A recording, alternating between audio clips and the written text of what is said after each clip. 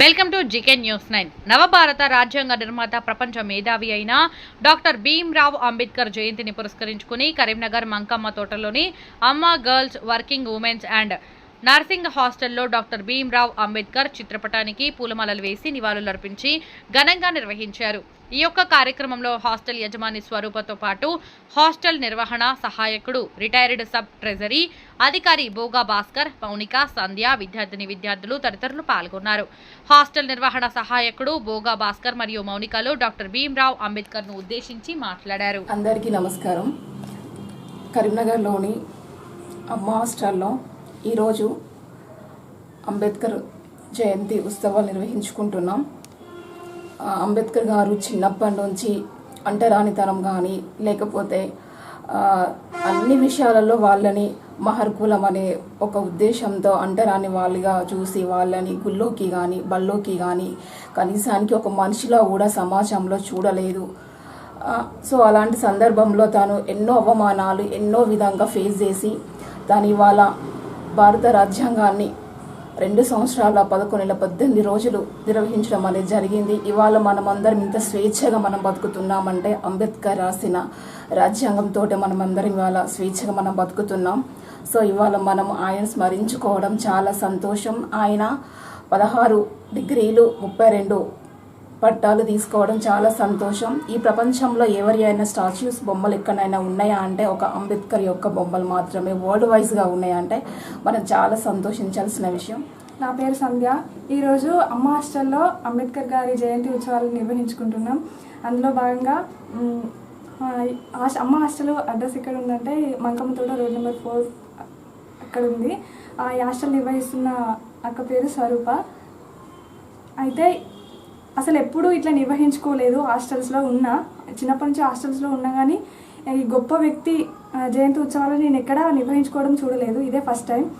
అయితే ఇంతటి గొప్ప వ్యక్తి చాలా అవమానాలు ఎదుర్కొని అంత గొప్ప స్థాయికి ఎదిగిండు.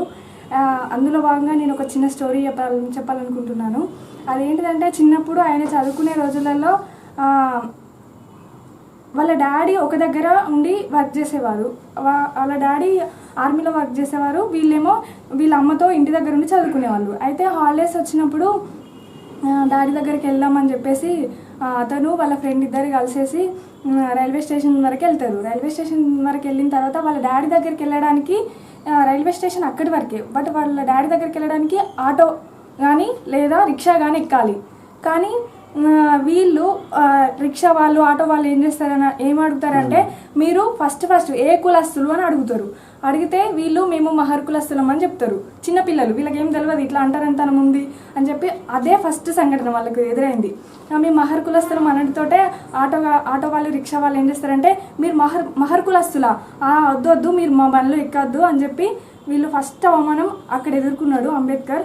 ఇక అప్పటి నుంచి మా కులస్తులపైన ఇంత వివక్షణ అని చెప్పేసి ఆ సంఘటనను మోటివేషన్ తీసుకొని ఇక అంచెలంచెలుగా ఎదిగి రాజ్యాంగాన్ని రచించే స్థాయికి ఎదిగి మనకి ఈరోజు మనం ఈ ఫలాలు పొందుతున్నామంటే మెయిన్గా కారణం అంబేద్కర్ గారు.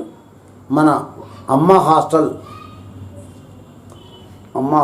ఆపోజిట్ సత్యం కంప్యూటర్స్ ఆపోజిట్ ఈ బోర్డ్ షాప్ ముందట ఉన్న అమ్మ హాస్టలు స్వరూపరాణి గారు నిర్వహిస్తున్న దాంట్లో అంబేద్కర్ ఉత్సవాలు జరుపుకున్నాము.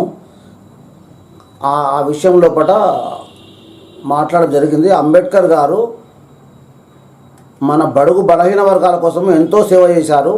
వారిని అవేర్నెస్ చేయడానికి, కొత్త తరాన్ని కూడా మనం తెలపడానికని ఈ సమావేశం ఏర్పాటు చేసినాము. ప్రతి సంవత్సరం మేము చేసుకుంటున్నాము. కాబట్టి అంబేద్కర్ గారు 16 PhDలు చేశారు, ఒక 36 డిగ్రీ సర్టిఫికేట్ సంపాదించారు. ప్రపంచంలోనే 3వ స్థానంలో ఉన్న అంబేద్కర్ గారు